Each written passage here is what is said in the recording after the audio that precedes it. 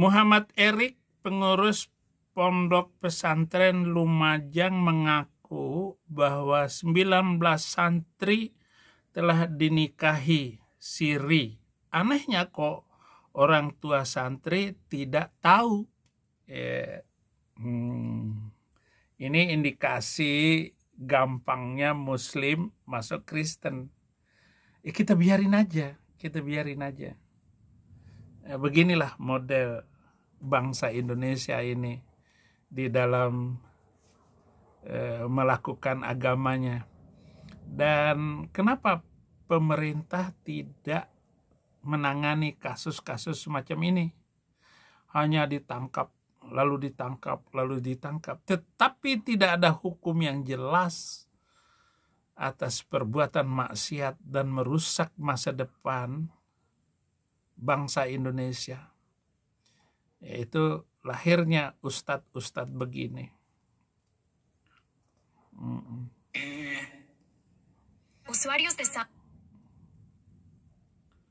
Jadi baiknya bagaimana ya saudara-saudara ya?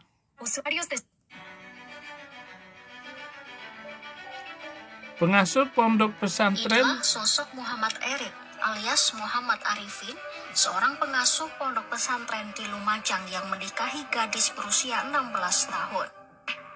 Erik akhirnya memenuhi panggilan polisi setelah ditetapkan sebagai tersangka kasus pernikahan anak di bawah umur tanpa wali pada Selasa 2 Juli 2024. Sebelumnya, Erik sempat mangkir dari pemanggilan pertama penyidik Satreskrim Polres Lumajang.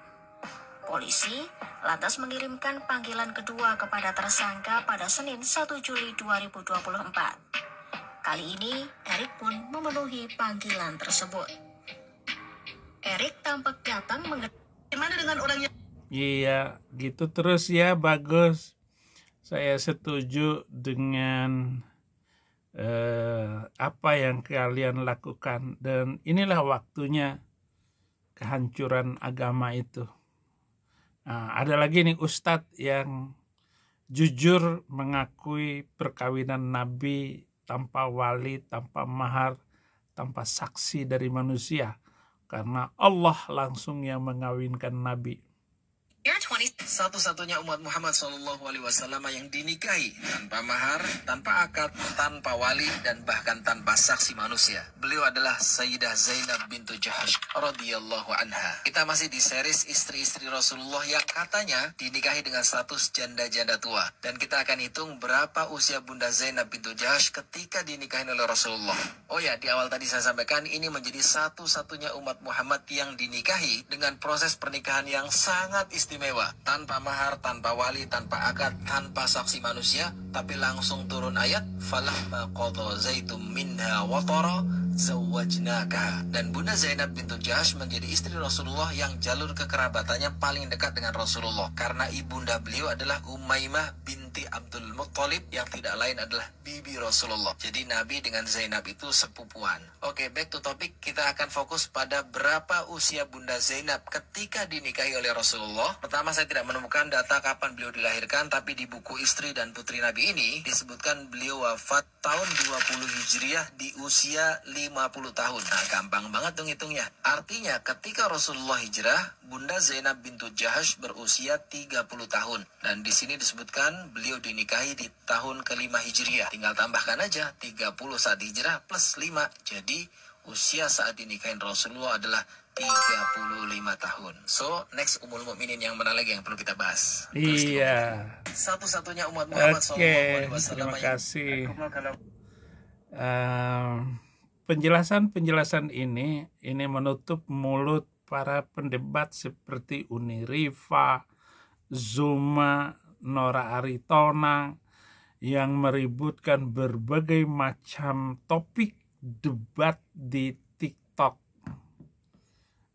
Dengan adanya seperti ini, bahkan dari Muslim sendiri yang ngomong, Anda dipermalukan oleh sesama Muslim itu sendiri. Ya syukurlah sekarang kecanggihan teknologi telah membuat ajaran yang dulu diperdebatkan, bahkan malu untuk diceritakan, sekarang terbuka semua. hadis-hadis, penjelasan ayat-ayat Quran, tafsir-tafsir itu dipakai oleh pendebat Kristen ini, sehingga saya bersyukur sekali bisa ada di Amerika ini, dan itu adalah mukjizat terbesar dalam hidup saya, adalah selamat dari pengejaran dari orang-orang Indonesia, dari polisi MUI, karena saya pasti akan dikerangkeng.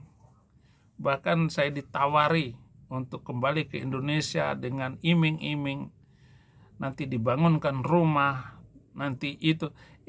Berapalah harga duniawi itu? Tidak ada harganya sama sekali di hadapan Tuhan. Dia kaya raya.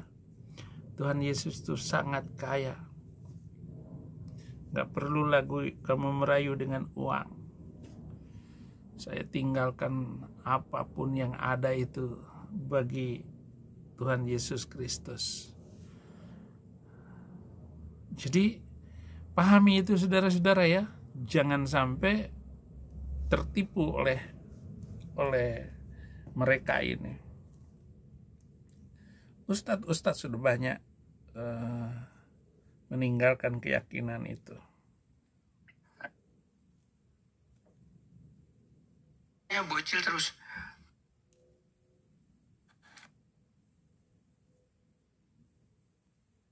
Aduh, memang pantesan masih jadi.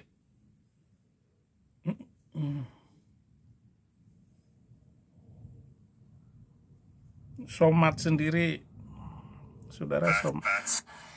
Orang tua yang sayang kepada anaknya bukan orang tua yang membuatkan kamar yang besar dengan TV yang besar, dengan gadget yang besar, memberikan mobil mewah, membelikan kamar pakai AC. Orang tua yang sayang dengan anak, orang tua yang mengirim anak ke pondok pesantren. Inilah anak-anak yang mandiri. Pesantren gak bisa dijamin, somat. Pesantren itu tempat percabulan. Kamu bisa menjamin siapa ustadz yang tahan dengan kelakuan zaman sekarang dengan gampangnya? Hanya satu, Pak Prabowo siapkan undang-undang hukuman yang berat tentang percabulan. Jadi kalau ada orang yang mencabuli anak di bawah umur, kirim ke penjara dan kebiri dia. Buang itu testisnya, 1 biji saja dibuang testisnya, dia, saya percaya barangnya nggak bisa tahiyat lagi. Nggak bisa at-tahiyatulillah wassalawatu wattayyibat. Dan minimal 20 tahun. Pokoknya ada saksi, ada bukti, kirim ke penjara. Nggak ada cara yang lain, Pak Prabowo. Harus tegas itu hukum. Bapak tahu kan bagaimana perlindungan negara terhadap wanita. Bagaimana negara ini menjamin bahwa wanita sangat dihormati di negeri ini. Jangan coba-coba kamu mukul istrimu, kemudian istri lapor. Pasti wanita ngomong, dan omongan wanita itu menjadi barang dan saksi. Apalagi dites di klinik,